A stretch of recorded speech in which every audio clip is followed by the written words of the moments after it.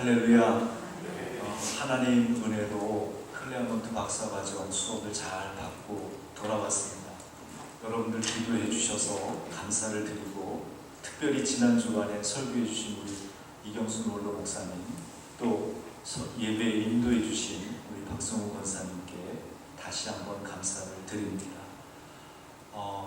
지난 시간에 성령님과 교제하며 또 성령님이 주시는 능력으로 살아가는 그런 크리스천이 되기 위해서 성령님이 끌리시는 그런 성품을 갖추어야 된다고 그랬는데, 그것이 바로 하나님이 원하시는 성품이라 그랬습니다. 하나님이 원하시는 성품. 성령님이 좋아하시는 사람의 첫째 조건은 뭐였죠? 여러분 기억나시죠? 믿음이 있는 사람이다 그랬습니다. 그렇죠? 우리가 사람 사귈 때 나하고 생각이 통하는 사람, 그런 사람이 좋잖아요. 성령님은 우선 믿음이 있는 사람과 통하십니다.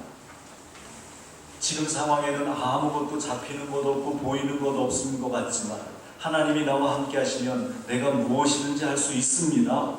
반드시 놀라운 일이 일어납니다. 라고 믿고 고백하는 사람에게 성령께서는 멀리 계시다가도 그래? 너도 그렇게 생각하니? 나도 그렇게 생각하는데 그래, 우리 한번 같이 해보자, 이렇게 하신다는 말이에요. 일단 성령께서 나를 그렇게 사용하시기만 하면 나의 일생은 능력받고 쓰임받고 또 남을 축복할 수 있는 인생이 되는 것입니다. 아브라함이 그랬고요, 야곱이 그랬고요, 요셉의 인생이 그랬습니다. 여러분 히브리서 11장에 보면 많은 신앙의 위인들이 나와요. 아브라함, 야곱, 요셉, 노아, 라합, 많은 인물들. 이 인물들이 만약에 믿음이 없었다면 정말 그들은 우리가 보기에도 별 볼 일 없는 사람이었을 거라는 말입니다.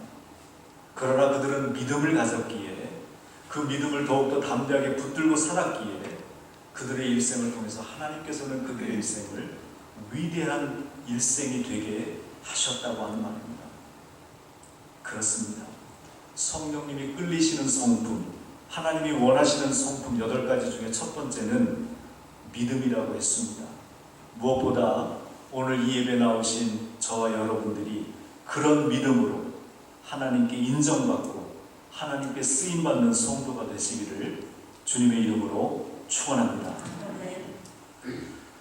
자, 우리의 믿음이 이렇게 중요한데 우리가 너무나도 믿음만 강조하고 또 믿음 좋다고 자랑하고 그 믿음에만 치우치면 본의 아니게 다른 사람에게 아픔을 줄 수 있다는 말이에요.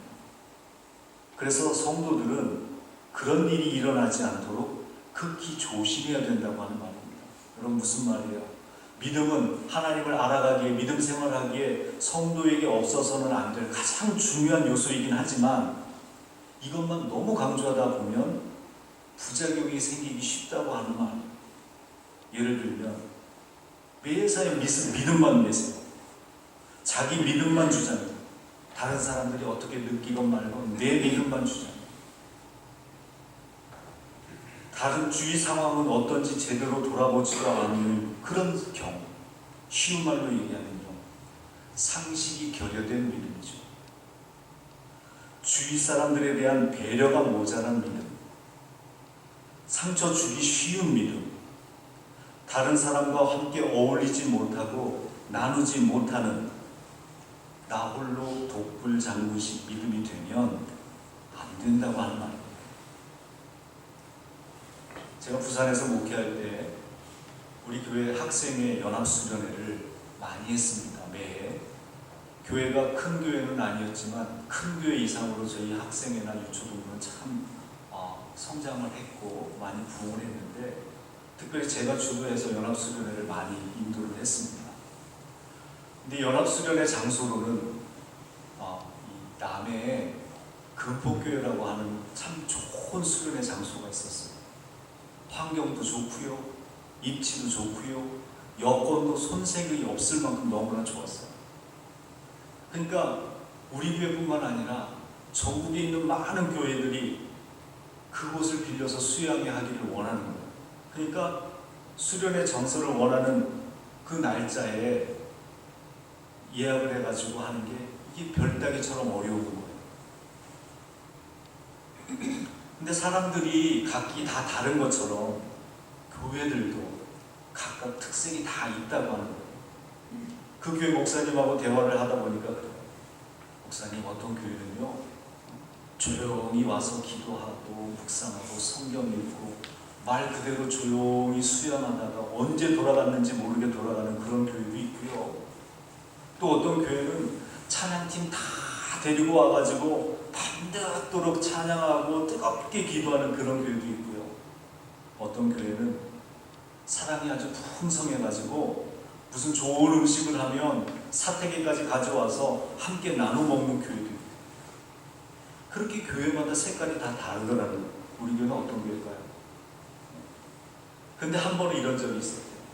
이 교회는 처음부터 들어와가지고 끝까지 뜨겁게 기도하고 찬양하고 막 성령님 오시옵소서 막 하면서 막 그런 교회예요. 너무나 열심으로 찬양하고 성령 충만함을 구하는 그런 성도들 모습이 너무나 보기 좋았대요.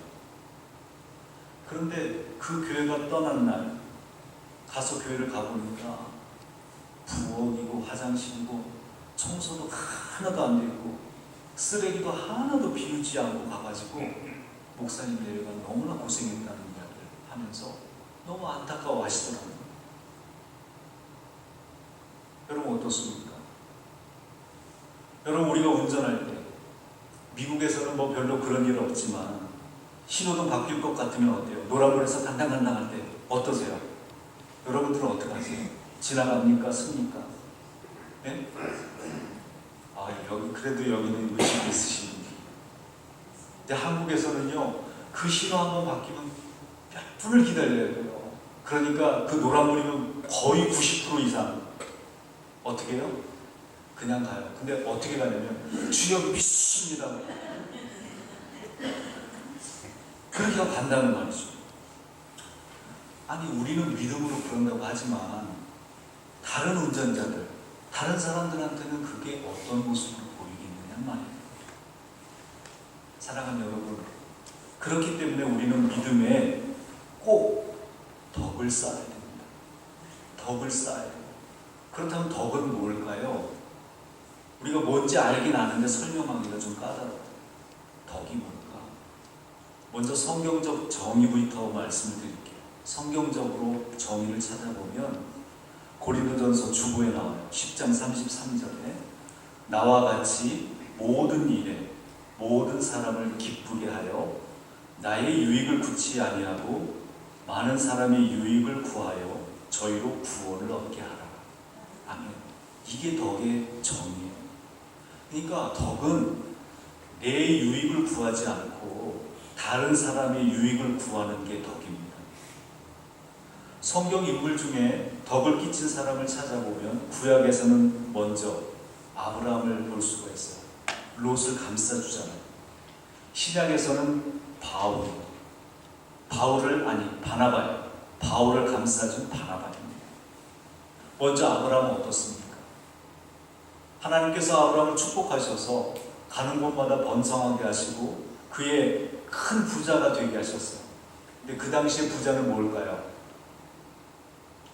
가축대가 번성하게 하는 게 부자가 되는 거예요. 소떼와 양떼가 많은 거예요. 근데 아브라함이 본토 친척 아비집을 떠날 때 데리고 온 사촌이 하나 있었는데 그게 롯이었어요. 그러니까 실질적으로는 아브라함이 롯을 계속 데리고 다녔어요. 근데 집이 번성하고 부자가 되다 보니까 롯의 가정도 이제 일부 재산을 띄워줘서 거기도 가축을 기르게 됐는데 나중에 보니까 이 네겝에서 베델과 아이 성이 있는 그곳까지 올라오니까 거기에서 롯의 종과 아브라함의 종이 싸우는 것을 아브라함이 보게 됐어요. 그래서 롯을 불러서 이야기를 합니다. 네가 좌하면 내가 우하고 네가 우하면 내가 좌하리라. 네가 좋은 땅, 목초지 네 마음에 드는 땅을 네가 먼저 정해라. 그러면 네가 정하지 않은 곳으로 내가 가리라. 여러분 어떻습니까? 사실 너 내가 지금까지 걷어먹였잖아. 내가 먼저 정할 테니까 너 저기서 해. 어쩌면 거의 대부분, 아니 당연히 그래야 맞아요. 그런데 아브라함은 어땠습니까? 네가 좋은 곳을 정해라. 뿐만 아니죠. 룻이 궁지에 몰립니다. 그 소돔이라고 하는 땅이 정말 가축을 기르기에 너무나도 좋은 땅이었어요. 물도 많고. 그러다 보니까 다른 나라의 침략을 받을 때는 그게 타깃이 됐던 거예요. 그래서 롯이 침략을 받아서 잡혀갑니다. 그때 그 녀석 잘 됐다 하지 않고 아브라함은 자신이 훈련시켰던 군사들을 데리고 가서 롯을 구해오지 않습니까? 여러분, 이렇게 다 뺏기고 다 베풀어주는 것 같지만 창세기 14장에 보면 하나님께서 롯에게 나타나셔서 너 다 잃은 거라고 생각하지 마. 동서남북을 바라봐라. 네가 보이는 그 모든 땅을 내가 다 너에게 주리라 약속해 주시지 않습니까? 그렇습니다. 여러분, 바울은 어떻습니까? 바울은 초대 기독교인의 입장에서 볼 때 원수와 같은 사람, 사탄과 같은 사람이 심하게 표현합니다. 왜요? 예수 믿지 못하게 박해하던 사람입니다. 핍박하던 사람입니다. 스데반을 죽인 무리의 우두머리가 바울이었어요. 근데 바울이 회심을 합니다. 회심을 했는데 아무도 믿어주지 않아요. 저게 지금 속임수야, 우리를 잡아가려고. 아무도 믿어주지 않아요. 그런데 바울이 하나님을 정말 하나님의 일을 하고 싶어도 교회에 설 땅이 없게 된 거예요. 이런 바울을 믿어주고 기회를 주자고 길을 열어준 사람이 누구냐? 바나바라고 하는 말. 이 바나바의 바울을 살리는 덕스러운 노력이 없었다면 사울의 이 하나님 사역의 길도 막혔을 것이고 이방 선교도 불가능했을 거라는 말입니다. 이렇게 덕은 나의 유익이 아니라 남의 유익을 구하는, 남의 유익을 구하는 것, 이게 바로 덕이라고 하는 거예요. 자, 그렇다면 이 덕스럽다라고 하는 표현은 어떤 사람에게 할까요? 다른 사람에게 관심을 갖고 끌어주고 세워주고 양보하고 돌봐주고 용기를 북돋아주고 해서 그를 더 높은 경지로 이끌어주는 것, 이게 바로 덕이에요. 그러니까 덕은 상대방의 약점을 어떻게 해요? 감싸줘야 돼요. 상대방이 감화되도록 끌어주는 것, 이게 바로 덕이라고 하는 말이에요. 목사님은 덕을 뭐라고 얘기하시래요? 예, 저에게 물으면 이렇게 얘기할 거예요. 믿음이 하나님과 나와의 관계라면 덕은 사람과 사람 사이의 관계를 맺는데 너무나도 중요한 요소인데 상대방이, 그 사람이 하나님을 바라보도록 도와주는 게 덕이에요. 이해되시겠어요? 사람 사이의 관계를 맺는데 그 사람이 나하고 친해지는 게 아니라 하나님하고 가까워질수록 도와주는 게 덕이라고 하는 거예요. 하나님께서 나에게 원하시는 덕은 바로 그 덕이에요. 그렇습니다. 이렇게 덕은 내 입장, 내 판단, 내 주장을 내려놓고 상대방을 살려주고 세워주려는 마음가짐이에요. 이건 똑똑하다고 되는 게 아니에요. 많이 배워서 되는 게 아니고 재능이 많다고 되는 게 아니라고 하는 거예요. 덕을 가진 사람은 그러니까 요즘 말로 윈윈 할 수 있도록 하는 겁니다. 남을 세워주는 게 내가 주는 게 아니에요. 남을 세워주는 것은 반드시 하나님께서 나도 세워주시고 승리케 하신다고 하는 것을 믿으시기를 바랍니다. 이렇게 나의 유익을 구하지 않고 다른 사람의 유익을 위해서 모르는 사람에게는 관심과 배려를, 조금 안다고 하는 사람은 인정해주고 대접해주되 그 이유, 그 영혼을 살려야 되는 거예요. 하나님하고 가까워질 수 있도록 도와야 되는 거예요. 그 사람이 하나님을 바라보도록 도와줄 때 여러분 어때요? 열매가 맺혀지게 되는데 그 열매가 어떤 열매일까요? 영혼 구원의 열매. 영혼 구원의 열매. 사랑하는 여러분, 우리는 이런 사람이 되어야 돼요. 이런 가정이 되어야 돼요. 이런 교회가 돼야 돼요. 저는 우리 시애틀 금단교회가 이렇게 덕이 많이 쌓여져서 넉넉하게 베풀어주고 하나님을 보게 하는데 내 모든 것들을 드릴 수 있는 덕이 많은 분들이 많아지게 되기를 축복합니다. 그런 교회는 나오지 말라고 해도 나와요. 어떤 교회는 상처 주고 반말하고 기분 나쁘게 하고 그러면서 나를 세우는데 그런 교회는 나오라고 해도 안 나가요. 여러분, 교회 부흥은 다른 데 있는 게 아니에요. 물론 목회자의 설교도 좋고 여러 가지가 은혜로야 되겠지만 우리 성도님들이 지금 이 말씀처럼 관계를 맺어갈 때 나보다 믿음이 연약한 자가 하나님을 바라볼 수 있도록 돕는 덕이 많은 분들, 그런 영적인 리더들이 많은 교회가 저절로 성장하게 되어 있는 것입니다. 지금은 내가 손해보는 것 같지만, 내가 희생하고 내가 베풀어주고 내가 내 거 다 쓰는 것 같지만 하나님께서는 그에게 놀라운 축복을 주신 것입니다. 예전에 제가 덕이 뭔가 곰곰이 생각하면서 연습장에다가 덕이라고 하는 글자를 계속 쓰면서 생각하고 있었어요. 그렇게 한 50번쯤 쓰다가 그 노트를 딱 보니까 거기에 덕이 떡이 됐어요. 무슨 말인지 잘 모르시는 것 같아요.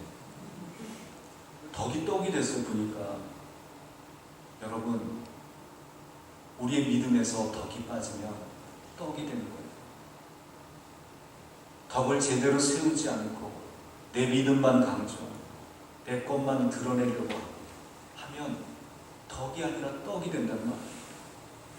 그렇기 때문에 우리는 어느 정도 믿음이 자라면 그 다음에는 이 내 믿음이 어떻게 교회의 덕이 되게 할 수 있을까?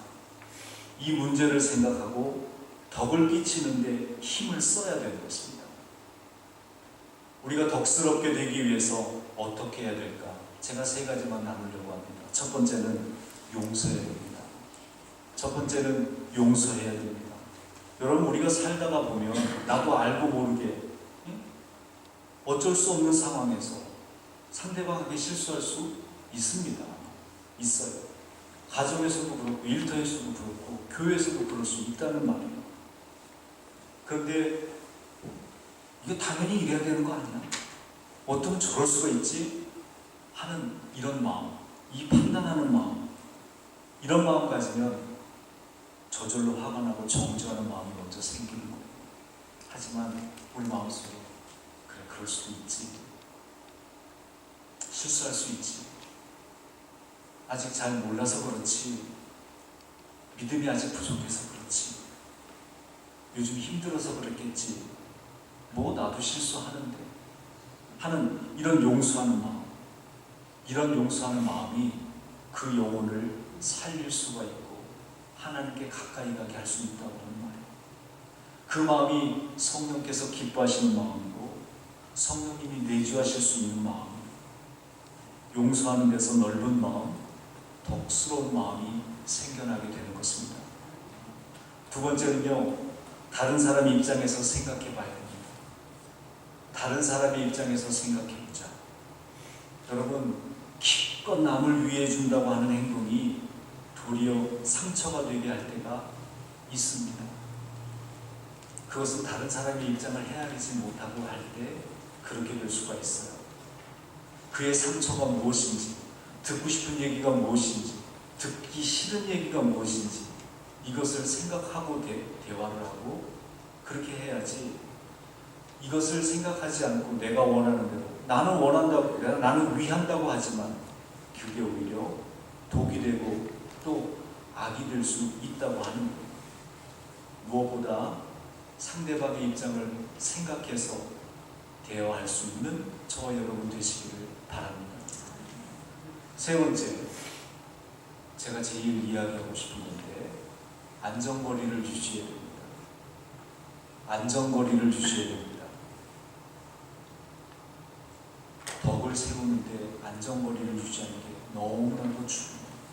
안전거리를 유지하지 않고 달리면 반드시 사고가 납니다. 인간관계도 적당한 거리를 유지해야 됩니다. 너무 멀게 느껴지는 것, 그렇게 하는 행동들, 무관심이죠. 우리 교회 새 성도님들이 오셨어요. 안전거리를 유지해야지 하고 다가가지 않는 게 아니라 다가가되 그 영혼이 하나님 바라볼 수 있도록 도와줘야 돼요. 관심을 가져주고 배려할 수 있어야 돼요. 그런데 가깝지 않은데 너무나 가까운 척하고 이래라 저래라 하는 거는, 이건 안전거리가 넘어간 거예요. 예. 그 다음에 가까울수록 예의를 지켜야 돼요. 가까울수록 예의를 지켜야 돼요. 여러분 새겨 들으세요. 가까울수록 예의를 지켜야 돼요. 내가 이 사람과 가까우니까 내가 이 정도는 해도 돼. 이게 제일 위험한 거예요. 사고가 나도 돌이킬 수 없는 상황까지 갈 수가 있다고 하는 말이에요. 여러분 가족들끼리 한번 싸우면 어떻게 됩니까? 왜 그래요? 돌이킬 수 없어요. 돌이켜지지 않아요. 왜 그렇습니까? 안전거리를 지키지 못해서 그래요. 지켜야 될 예의를 지키지 못해서 그런 거예요. 성도들의 대부분의 문제가 언제 일어나냐? 너무 친할 때, 너무 친하다고 느낄 때, 너무 허물없이 생각하다가 생기는 경우가 많다고 하는 말입니다. 그러기 위해서 우리는 상대방의 장점을 인정해주고, 상대방의 약점은 커버해주지 못하면 차라리 모르는 체 하십시오. 약점을 드러내지 마세요. 그 약점 드러낸다고 내가 높아지는 거 절대 아니에요. 또 그 인격을 존중해주고 인정해주는 것이 절대적으로 필요합니다. 여러분 인간관계를 맺으면서 가까워지면, 아까 상대방이 하나님을 보게 하는데, 하나님을 바라보게 하는데 돕는 게 덕이라고 했는데, 신앙이 약한 사람이 하나님 바라볼 수 있도록 돕는 것은 하나님 바라보도록 말씀으로 이렇게 권면해 주는 거, 내가 믿음 생활하면서 은혜 받은 거 얘기해 주는 게 하나님 보게 하는 게 돕는 거죠. 가까운 사람들은 나하고 친해지고 내 말 듣게 하려고 자꾸 자기 얘기만, 맞죠? 잘해주고 선물해주고 밥 사주고 이렇게 합니다. 하나님 바라보지 못하게 하는 거예요. 자기 바라보고. 이게 안전거리를 적당히 유지하는데 방해가 되는 것들, 하나님 바라보게 하는데 방해가 되는 행동들이에요. 사랑하는 여러분, 이 안전거리를 잘 지키는 우리 시애틀 금난의 모든 성도님 되시기를 바랍니다. 말씀을 정리하려고 오늘은 덕에 대해서 살펴보았습니다. 성령님이 끌리시고 좋아하시는 성품, 하나님이 좋아하시고 원하시는 성품은 8가지가 있는데, 첫 번째는 뭐예요? 믿음이에요. 근데 이 믿음이 그렇게 중요한데 그 믿음만 가지고는 상대 그거 가지고는 부족하고 안 됩니다. 상대방을 품어주고 감싸주는 덕이 꼭 있어야 됩니다. 우리 주위에 있는 사람들, 성도님들, 또 새 성도들, 이웃들을 돌아보고 행동하되 그들의 유익을 먼저 구해야 됩니다. 그 영혼이 하나님을 바라보도록 관심과 배려로, 또 인정과 대접을 해주어야 되고, 그 영혼이 무엇보다 하나님과 가까워질 수 있도록 그 영혼을 살리는 덕을 쌓으시기를 바랍니다. 우리가 그렇게 믿음의 덕을 잘 쌓아서 주님을 알기에 게으르지 않고 또 열매 있는 자가 되고 멀리 보게 되고, 또 우리의 심령이 깨끗하게 되고 우리의 삶 속에서 실족하지 않게 되고 하나님 나라에 넉넉하게 들어가는 축복을 다 받으시기를 주님의 이름으로 축원합니다. 기도하겠습니다. 거룩하신 아버지 하나님, 오늘 말씀으로 은혜 주시니 감사합니다. 우리에게 큰